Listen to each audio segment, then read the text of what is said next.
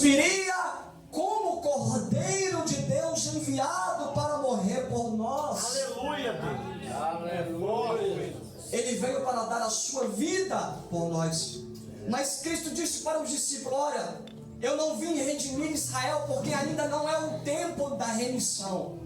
Porque não compete vocês saberem os dias ou as estações que só o Pai cabe lhe conceder. Mas ele disse, quando estava sendo assuntos ao céu, ele subiu ao céu. 2 varões se apresentaram para os discípulos e disseram: ei, varões galileus, o que é que vocês estão olhando para cima? É uma pergunta que os anjos indagaram para os discípulos, porque os discípulos estavam no Monte das Oliveiras. Jesus subiu no Monte das Oliveiras. Só que eles têm a resposta. Os anjos dão a resposta, porque os anjos fazem a pergunta e os anjos mesmo dão a resposta. É uma pergunta retórica. Eles respondem: esse mesmo Jesus que vocês estão vendo sendo assuntos ao céu, dessa mesma maneira ele há de retornar. Oh, glória a Deus. Aleluia, glória a Deus. É forte, Deus. Aqui, irmãos, nós já temos a noção da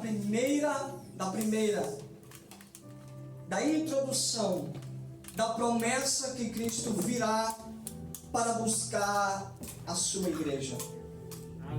Aqui nós já temos essa fundamentação bíblica.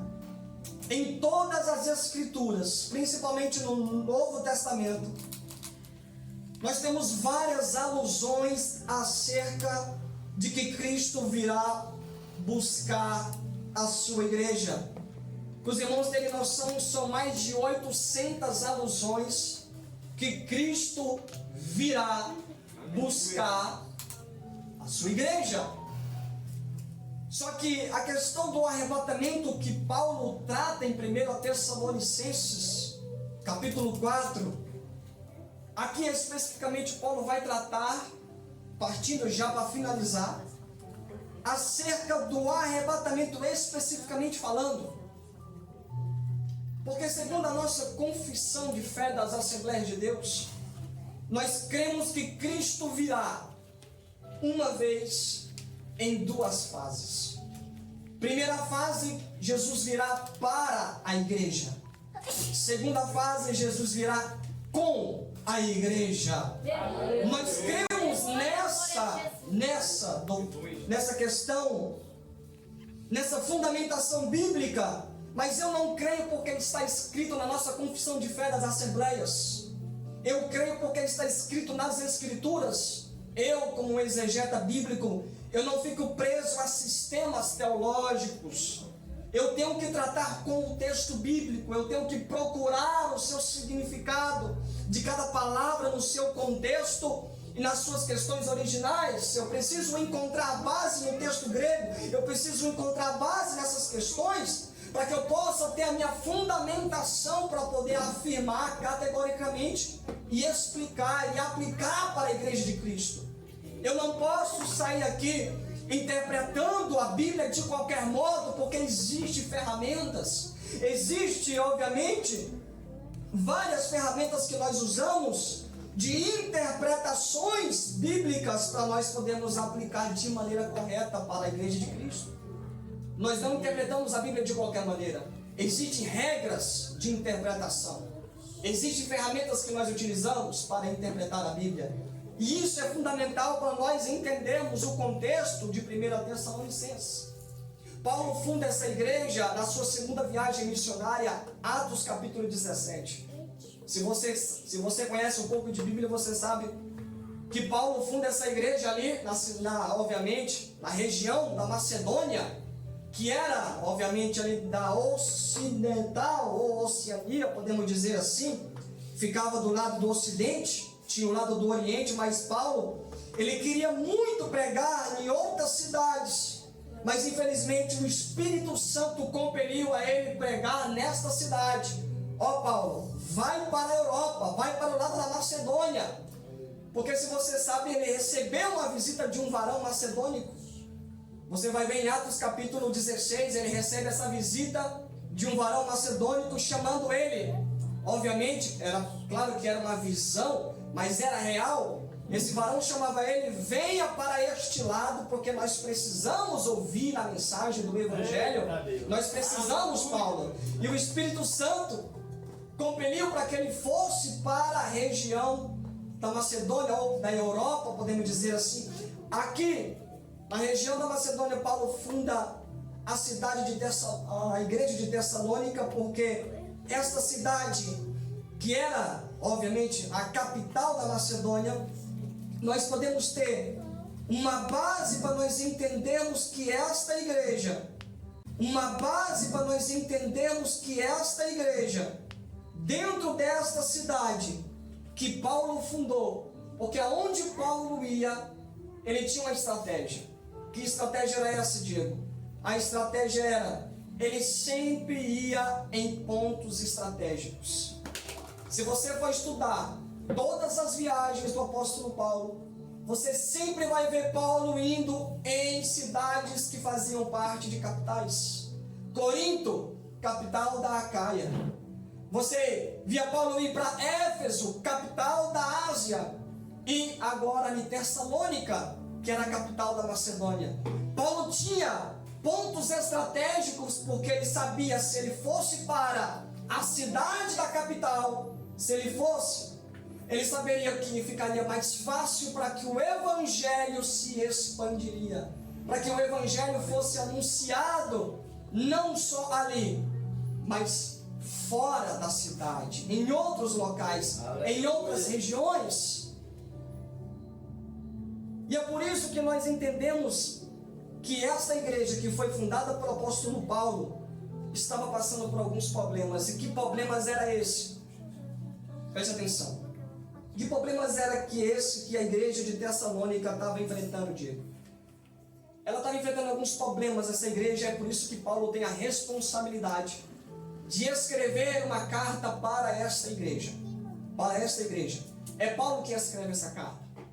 Paulo escreve não só a primeira, mas a segunda Tessalonicenses, porque essa igreja precisava receber alguns ensinamentos da parte do apóstolo para que saciasse as suas dúvidas. E que dúvida eram essas que os Tessalonicenses estavam tendo, principalmente no capítulo 4, a partir do verso 13? O principal problema que eles estavam enfrentando, dúvida, era que aqueles que eles tinham perdido, os crentes de Tessalônica, eles queriam entender por que aqueles que estavam morrendo, parece que não havia esperança para eles. A indagação dos Tessalonicenses era: para onde que vai, ou o que acontece depois da morte? Bom, a minha família, o meu pai ou a minha mãe, um dos meus parentes morreram. Mas a pergunta deles era: Paulo, para onde que minha mãe foi? Para onde que o meu pai foi? Para onde que o meu parente foi? Deles era: Paulo, para onde que minha mãe foi? Para onde que o meu pai foi? Para onde que o meu parente foi? Será que eu posso ter esperança? Será que eu posso ter alguma esperança acerca daqueles que já se foram? Será que ainda tem jeito para eles? Irmãos, eles estavam vivendo como se Cristo já tivesse voltado. Se você for estudar o contexto remoto de toda a carta, você vai entender que eles estavam até querendo vender as suas propriedades, porque eles já estavam pensando que Cristo já tinha voltado. Eles já estavam pensando que eles já estavam passando pelo período tribulacional. É por isso que eles indagam o que vai acontecer com esses que já se foram. Mas aí Paulo, ele propõe para nós, e ele vai responder aos Tessalonicenses. No verso 13, irmãos, não queremos que vocês ignorem a verdade a respeito dos que dormem. Aleluia, Jesus. Para que não fiquem tristes com os demais que não têm esperança. Dorme aqui, essa expressão é um eufemismo, que significa, obviamente, que quer dizer morte. Paulo está falando aqueles que já morreram, ou a respeito dos que já morreram. Paulo está falando: olha, não quero que vocês fiquem aí pensando que Cristo já voltou, que não tem mais esperança para aqueles que já se foram. Aí vem o verso 14: pois se cremos que Jesus morreu e ressuscitou, assim também Deus, mediante Jesus, trará na companhia dele os que dormem, os que já morreram. Olha o que Paulo está dizendo. Paulo está dizendo: aqueles que já morreram ainda têm esperança. Aqueles que já morreram estão aguardando Cristo voltar para os buscar. Aleluia. Esse é o propósito que Paulo está apresentando no capítulo 4, irmãos, explicando para eles a partir do verso 13, essa situação dos mortos em Cristo e a vinda do Senhor, que é o arrebatamento. A palavra arrebatamento só aparece 2 vezes nas Escrituras, e uma vez é no capítulo 4 aqui que nós lemos, no verso de número 16, principalmente o verso 17, que é onde aparece a expressão arrebatados. Porque é o verso 15: e pela palavra do Senhor ainda lhes declaramos o seguinte: nós os vivos, isso é óbvio, mas nós que ficarmos vivos, nós que estamos vivos, que não morreram, é óbvio, Aleluia. nós não vamos proceder, ficar para trás daqueles que já se foram. Mas nós, entre o versículo de número 17, que eu gosto, que é o versículo chave para nós entendermos o arrebatamento: depois nós, os vivos, os que ficarmos, seremos arrebatados juntamente Aleluia. com eles entre as nuvens para o encontro do Senhor nos ares. E assim estaremos para sempre. Meu irmão, a palavra arrebatados aqui, que aparece no texto, deriva, obviamente, literalmente da palavra grega arpazo. O que é essa palavra arpazo? Quer dizer retirar de forma brusca. Em outras palavras, literalmente no texto grego diz, ou quer dizer, Cristo virá buscar a sua igreja de maneira brusca. O arrebatamento será a retirada da igreja da terra de modo brusco, de modo repentino. É a retirada da igreja do mundo. É arrancar, é levar com impeto, é raptar. É os significados da palavra arpazo, a expressão grega, para arrebatar, ou arrebatamento. Irmãos, quando nós olhamos para esses versículos, nós vemos aqui 3 questões. Primeira questão é que Paulo, ele vai classificar. Ele classifica, mas se nós formos dividir, nós vamos perceber que, primeiro, o Senhor descerá do céu. Segundo, os que morreram em Cristo ressuscitarão primeiro. E terceiro, os salvos que estiverem vivos serão arrebatados. São 3 cláusulas que nós fazemos essa divisão. Segundo as Escrituras e conforme a doutrina escatológica, nós cremos, irmãos, nós cremos, porque a Bíblia afirma que Cristo virá, que eu já falei aqui, uma vez em 2 fases. Eu falei que Cristo virá para a igreja, a primeira fase,